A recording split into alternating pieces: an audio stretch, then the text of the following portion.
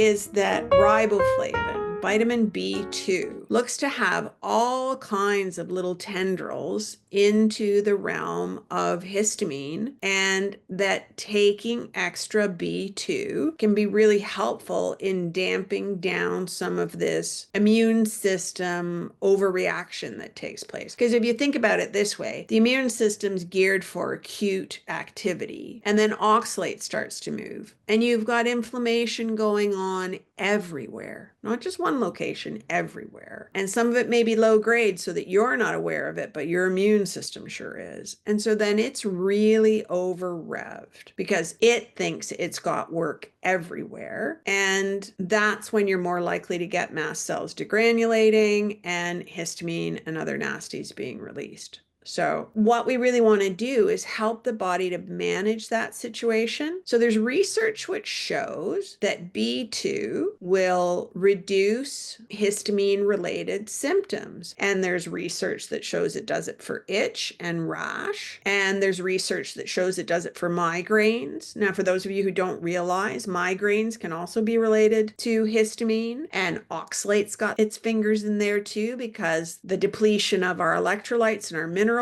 can affect migraines. So that's another really common place where B2 is being used therapeutically, and it's really making a difference. So unlike some of the other B vitamins, B2 is normally a lot easier to implement. So I want to encourage people to always start with a small dose if you're thinking about B2, because this is ringing some bells for you. But honestly, it's one of the ones that when I have clients starting new supplements, they do pretty well with B2 in reasonable doses, not necessarily huge ones. But I have a client who has migraines. She's been on a therapeutic vitamin, mineral, and supplement combination, and it has 400 milligrams of riboflavin in it, and she takes it 3 times a day. She's taking over a gram of riboflavin. And in terms of handling migraine, it's been game changing for her. But when I looked at the ingredients in this supplement, I was looking at them going, okay, mast cell stabilizer, mast cell stabilizer, mast cell stabilizer, minerals to replenish minerals. Like everything looked like the kind of thing that you could take for an oxalate issue as well, which makes me wonder whether or not if somebody was having a dump,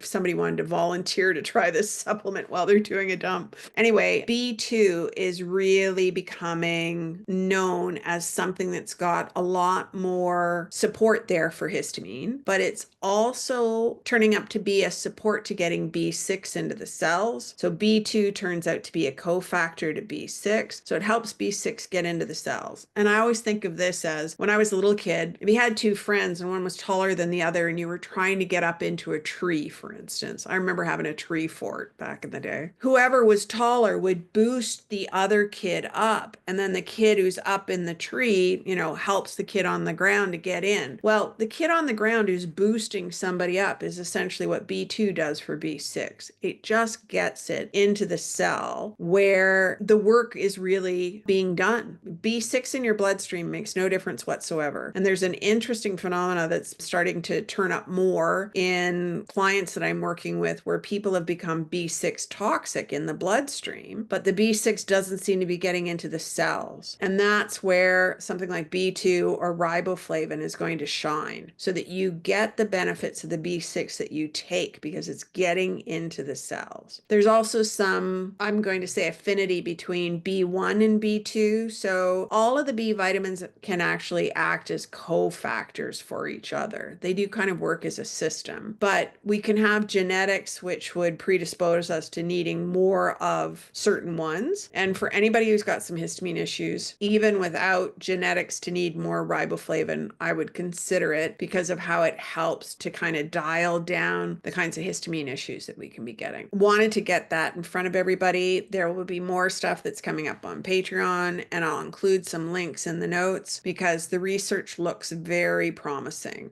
in terms of using something like B2 to manage histamine better. So I take a very low dose B complex, for instance, where it's got a little bit of everything across the board, but then I take a big dose of B2 because that's going to help. Now, keep in mind what we're really trying to do is reduce the, I'm going to say, negative use of histamine in the body. And the nice thing about B2 is that it's really being used mostly to manage histamine in a positive sense. So you need histamine for certain things. You need histamine for wakefulness. We are all here with our eyes open on this Zoom call because histamine in our brain helps to keep us awake. This is a really good use of histamine in the body. Every time you eat something, histamine is released so that you can digest. Another very good use of histamine in the body. So histamine is a signaling molecule, and it's a neurotransmitter. So we don't want to think everything about histamine is bad. But what we want to do is help our bodies to manage it so we're getting the good benefits of it and avoiding some of these negative